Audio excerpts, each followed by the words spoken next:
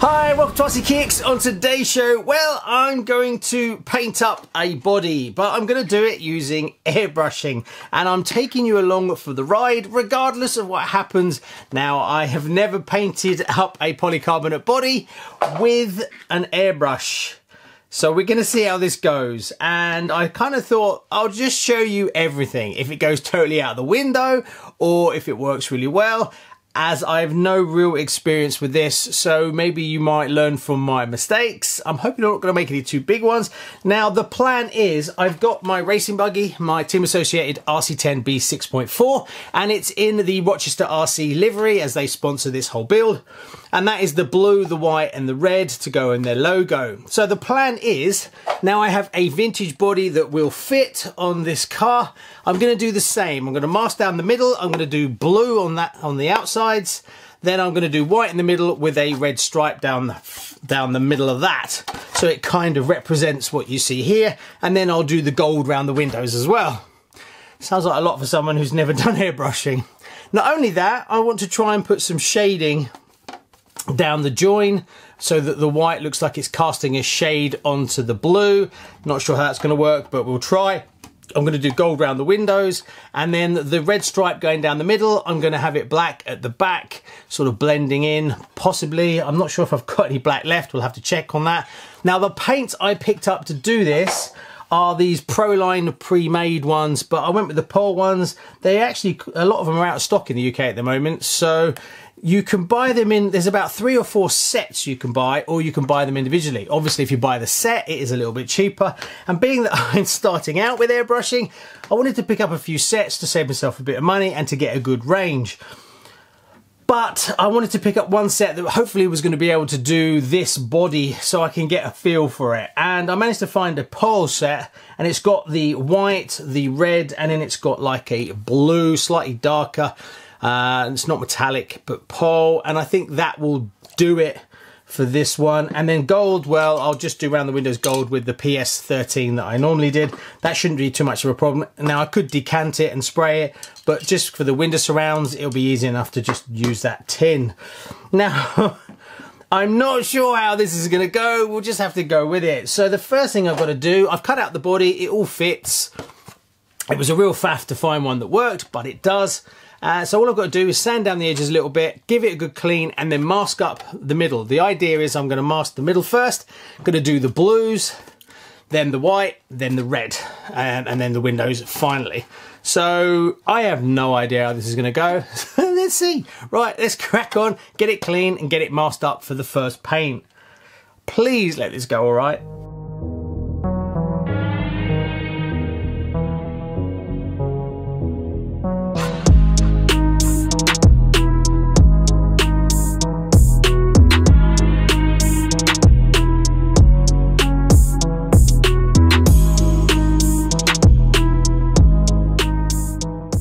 So that's the center masked off. So this is what's going to be blue. First thing I do is get some edging. Do the edging first, get the line right, and then back it in the masking tape, so you get a super sharp edge. Also, what I'm going to do is I'm going to use a bit of this, a bit of flat clear from Tamiya. So I'll spray that down, and that will fill in any potential overspray runs that wicks up in here, because I want that to be super sharp. That's what I did on here, and you can see you get a lovely sharp edge, which is what you want. So even if you're doing a basic kind of paint job, it all looks super sharp, and that's a big part of it, that you don't want any fluffy bits. So let's put down a couple of coats of that, and then we can look at, I don't know how this is going to go, putting down some of this. Now this is slightly different. It's like a darker, and obviously it's Pole. You can see the Pole in the bottom. You have to shake it up. There's actually a ball in there as well. And then I'll put down this along here. But we need to do the shading edge there first. So let's see how that goes.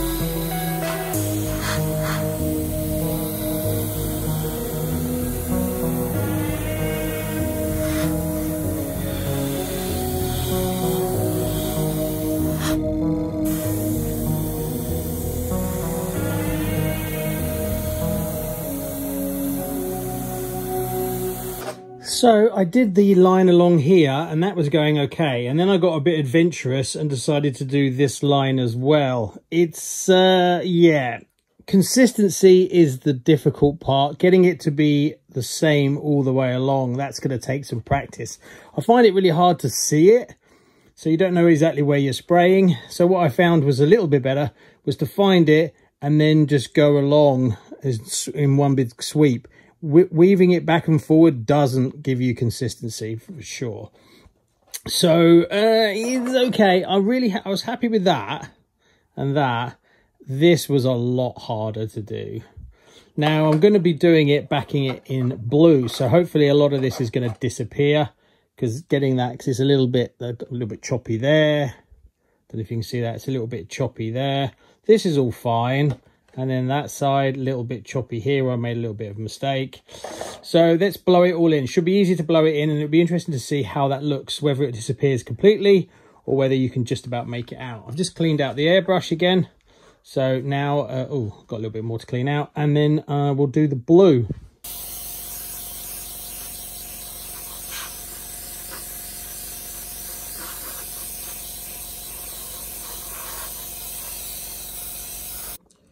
Well, I'm really struggling with it. I'm not having much luck. There's a few things. It's very humid today, and I'm getting a lot of water. Now, there is a water reservoir in there to stop the water from getting through, but it is blowing a bit of water in there. So every now and again, I'm getting some speckles of water, which is just ruining it. So I don't know what to do about that. Consistency is really difficult. When you're painting, you need a consistent line that you do, whereas I can't see it. When I'm spraying, I'm holding it down, turning it. You can't see what's coming out. So you don't know if nothing's coming out or too much is coming out. Whereas when I'm used to spraying with these, it's really easy to see the actual spray through, so to be consistent. So I'm really struggling with it. I mean, like, look at it. It's just a complete... I mean, look at all that moisture that's been spat on it. So I don't really know. The paint is quite thick, so I am watering it down with some airbrush thinner, and that seems to help, but I don't know. I mean, I've got to do a few more coats. What usually happens with the water droplets is as you paint it over a few layers, they will disappear. Now, my lines are fine. I wish I had just stopped on that bit and not gone too crazy, because this... You can see the problem. It's just like too heavy, then it goes too thin, and then it's a bit heavy again. It's not consistent, whereas what you want is a nice flowing line. So it's going to take a lot of practice to get rid of that, and then like you get that blob there. But it's almost impossible to see it when you're painting it. So it's only after you've painted it can you actually see what you've done. I mean, when it's blue, you won't see it as much as you can now. But you see, like, if you look at it, it's not consistent. See that, like, splatter here? Yeah, not finding it as easy as I thought. And it doesn't help that it's boiling hot today and very humid, which is probably making the moisture problem worse. But we'll keep going. I think what I'll probably end up doing in the future is shading and highlights I'll do with the airbrush. But for bigger areas, it's just easier to use the tins, I think. The only downside to the tins is it sprays very thick. So if you're doing many lines, it gets too much and it overloads all your masking. But for something as simple as this, that's all one. Doing the highlight in the airbrush and then just blowing it all in with the Tamiya paint would have been a lot easier way to go. I would have got a much better finish. But I'm only halfway through, so we'll keep going. Okay, so it hasn't gone as well as I thought. What I decided to do, in my wisdom, was to back it in the Tamiya PS4, just to try and uniform it out a little bit. And I did that, and then I left it to dry. And then I was taking off the center section, and I'm quite happy with that line. That one came out all right. The problem is, you can't put Tamiya PS paint over Proline paint. That, believe it or not, is paint. So pretty much toasted this body. Look, you can see that's there. Yeah. So several days later. So I cleaned it all off again to try see if I can have another go at it. Now, it did damage the body a little bit. There's some weird effects that go on. I used Tamiya polycarbonate cleaner, but as you can imagine, it got a little bit on the window, which is weird because I never painted this bit, but for some reason it's reacted here. But everything else seems to have come off reasonably good. So we've got to mask off the center yet again. So let's see what happens this time. So I've masked it off again, and we're going to try a second attempt. I'm only going to do the bit along there this time, and we'll see how we get on. It's not as super perfect. Obviously, this body's now been cleaned with polycarbonate cleaner, so it does suffer a little bit when you do that. But I need to practice, so we'll give it another go. So I'm just trying to practice to get a nice even blend before giving it a go again. I'm getting a little bit better. I had a look at some videos as well to try and help me out.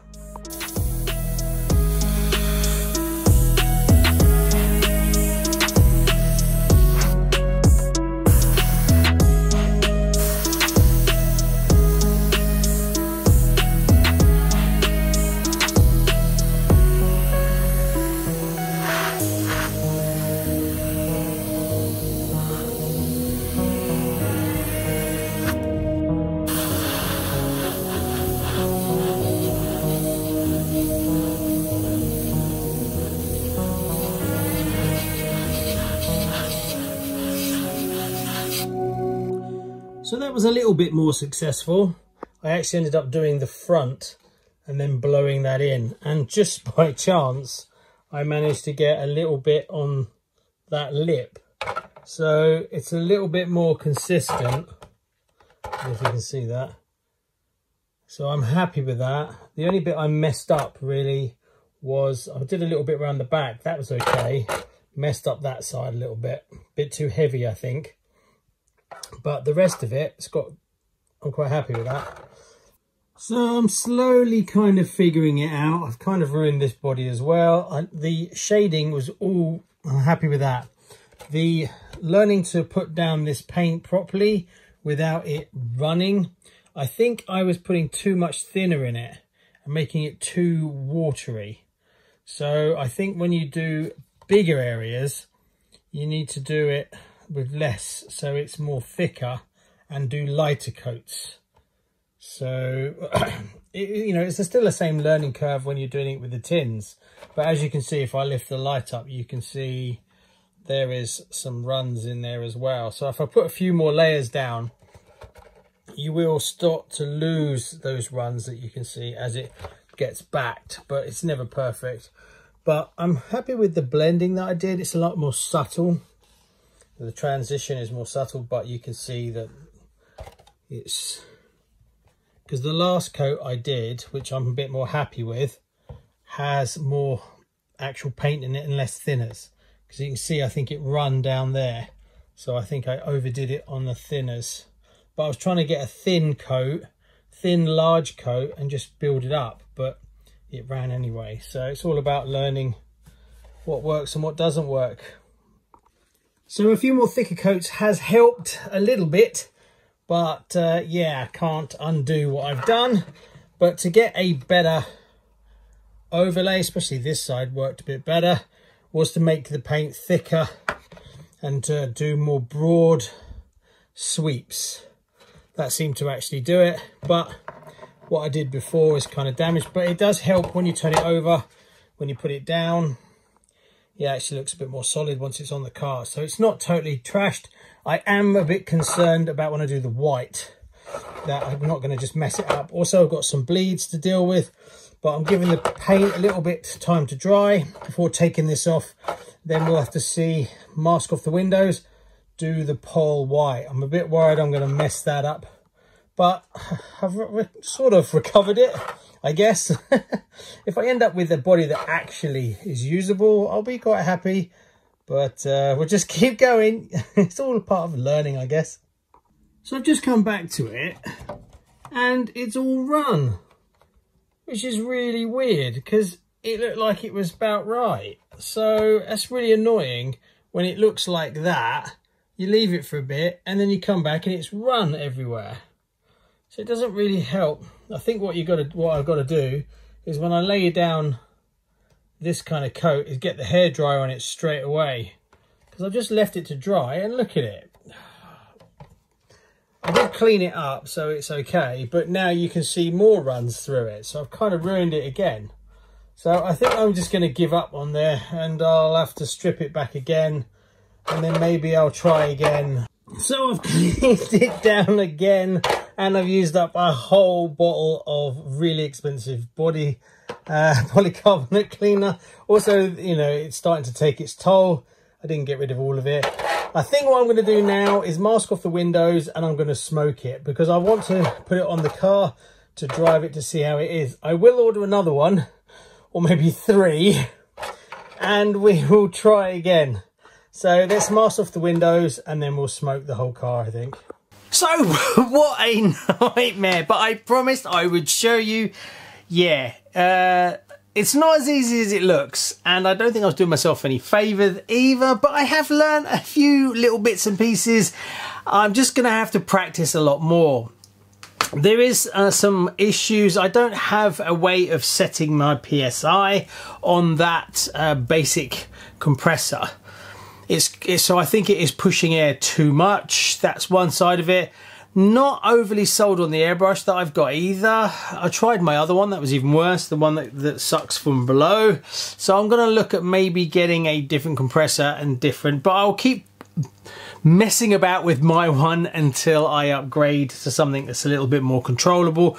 But yeah, it works, but it's not as precise as I'd like it to be, especially getting the PSI to be the right level. But I've just got to keep practicing. But one with a reservoir would be a better way to go, and a regulator, so I can set the PSI just how I like it. Anyway, I've saved the body and it's good enough for now.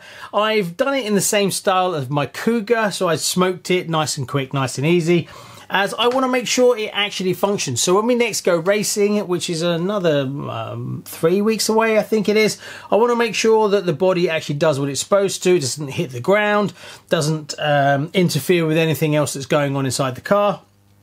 If that's the case, we will then pitch it directly against the cab forward to see if there's any real difference to my track lap times. We'll see. And then if it's okay and I'm happy with it, what I'll do is I'm going to buy another couple of these bodies, and then I will attempt again with a bit more practice to be able to paint it up this colour. The biggest issue I had is getting a uniformed larger area. So I don't know whether my spray airbrush is too small a nozzle. I'll have to check the instructions. I've had it for quite a while, so I've totally forgotten what spec it is. So it could be that I need to get one that's got a bigger needle on it, which will give me a better coverage. So I'm going to have to mess around with it. I do want to keep going with the airbrush because it is way cheaper than the tins, and the tins, I have an issue with them. They do put down quite a lot of paint, and when you're trying to do lots of different colours, you just flood the area over time, and all your masking just can't cope with that much paint. So I've kind of gone as far as I can with tins, but the problem is that I can do a reasonable job, so I'm kind of going backwards again to then go forwards, and hopefully get past this point and be able to keep improving. That makes any sense. So there you go. I don't know, what do you think? I think it fits well. I think I'm not going to have any problems with it from velcroing at the back and down the sides. I think it looks alright. It doesn't look out of place. So we'll just have to see how it performs. Anyway, what a day. Thanks so much. See you on the next one. Oh my God.